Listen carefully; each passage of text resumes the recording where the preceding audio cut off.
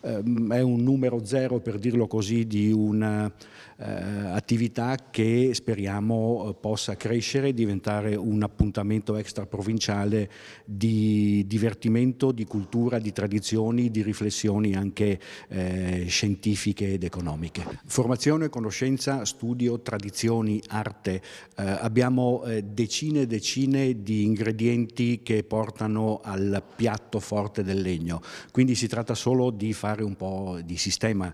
Ci sono assolutamente le professionalità, ci sono gli enti, ci sono le categorie che possono integrarsi per generare, lo dico molto modestamente perché non sono io il principale attore, io posso aver avuto uno spunto ma non sta a me poi condirlo, creare intorno al tema del legno, che è per Belluno e non solo uno degli ingredienti principali di riconoscibilità, un momento importante di riflessione che, ripeto, deve uscire dal territorio.